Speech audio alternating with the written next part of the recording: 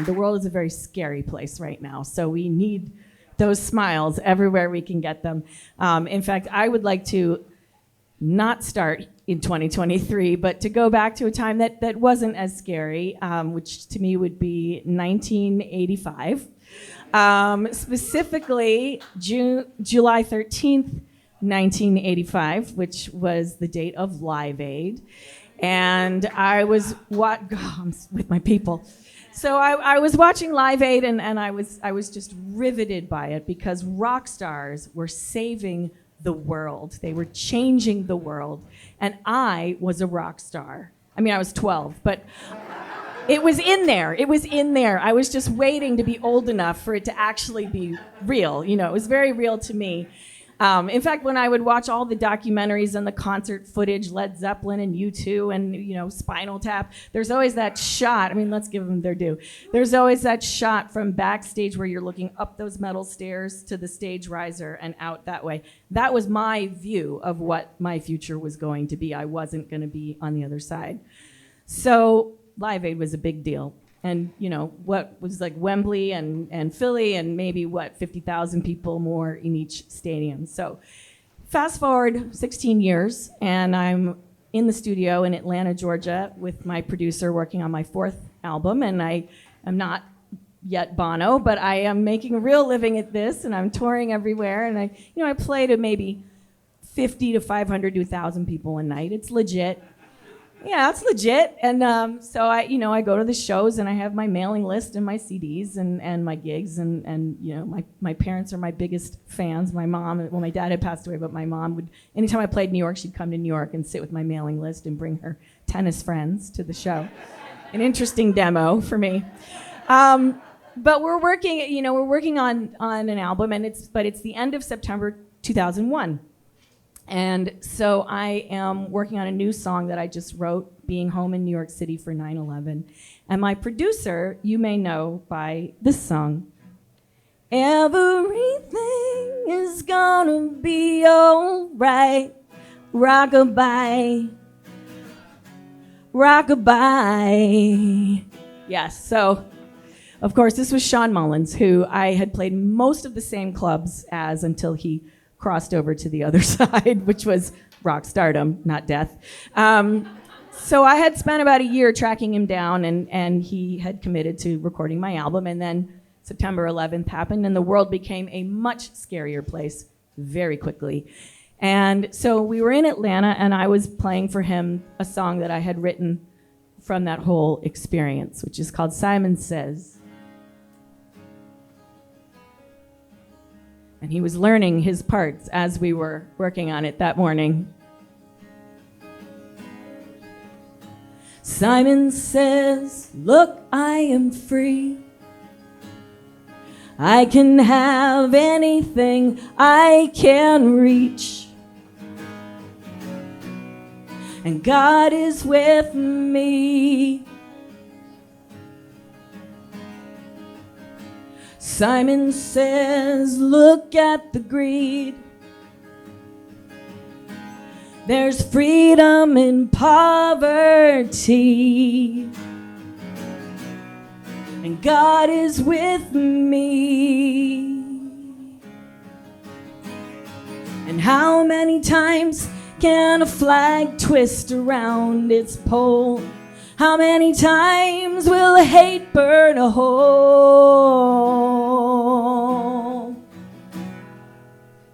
in the world?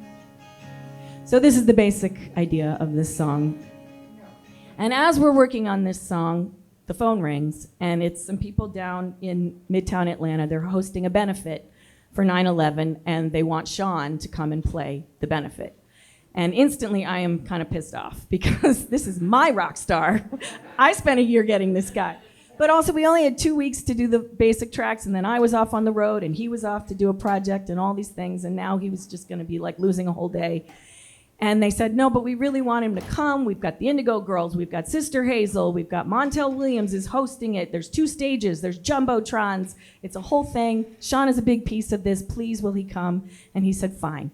So we jump in his truck, and I'm kind of down about this.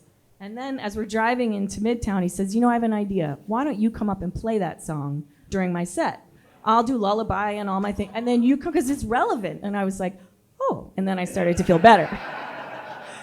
So we pull into some grassy area and we get deposited under a big tent, and there's a bunch of scattered picnic tables, and there's, Sister Hazel are sort of wandering around trying to figure out where they're supposed to go, and Edwin McCain is sitting on a table answering questions from a fan, and Sean is sort of burrowed up into his jean jacket like a turtle, kind of nervous and getting ready. And I see those 5 metal steps up to the stage that I have seen 1,000 times, and I suddenly realize what is actually happening to me. And then I hear Montel Williams outside, and he says, and Atlanta's own Sean Mullins. And Sean runs up those 5 steps and disappears. And within seconds, we hear, everything is gonna be all right, rockabye. Rockabye. So we know that we're in the right place. So now I'm backstage by myself with a water bottle, because they always give you a water bottle. And I don't know what to do. And so the park director happens to walk by me, and I said, well, let me find out how many people are out there. I can't even see from where I am. So I ask him, and he's this sort of older man in a jacket looking a little bit overwhelmed by this whole thing. We're in a big park, and he says, I think there's about 65,000. And he walks away. I was like, oh, wow. So naturally, the first thing I do is call my mother with the news, because she is my biggest fan. And then instantly I regret that I called her, because she clicks straight into like Sam Shaber singer-songwriter mode. She's like, 60,000, did you bring your mailing list? Do you have your CDs? And I was like, Mom, like, does Bono walk around Live Aid with a clipboard of signatures? Like, come on, get with the program. This is a whole different world. So I start getting nervous. I get off the phone with her. And then I hear Sean out on the stage, and he says, and now I would like to introduce you to a young woman I've been working with. She's got a song about this whole thing. I think you're going to be very excited to hear her. Please welcome Sam Shaber. And I go up those 5 steps to the stage. I grab the guitar from Sean's outstretched arm. I walk up to the mic, and I start to play. And how many times can a flag twist around its pole? How many times will hate burn a hole in the world? And there it is. It's my Live Aid moment. It's the sweaty head stretching out into infinity. It's me and Bono and Bob Geldof, and we're changing the world. Or not so much, because actually, when I ran up the steps and grabbed the guitar from Sean, first of all, I forgot to adjust the strap. So I'm like holding it, down by my knees, which looks great on Billie Joe Armstrong, but not on me. Secondly, I forgot to even put the capo on, so I'm singing way down here in this voice that's totally in the wrong key.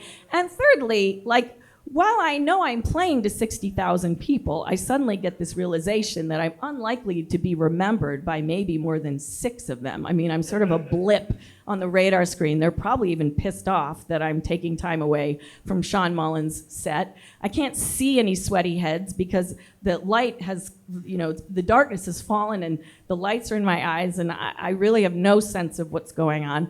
And I'm starting to get really upset.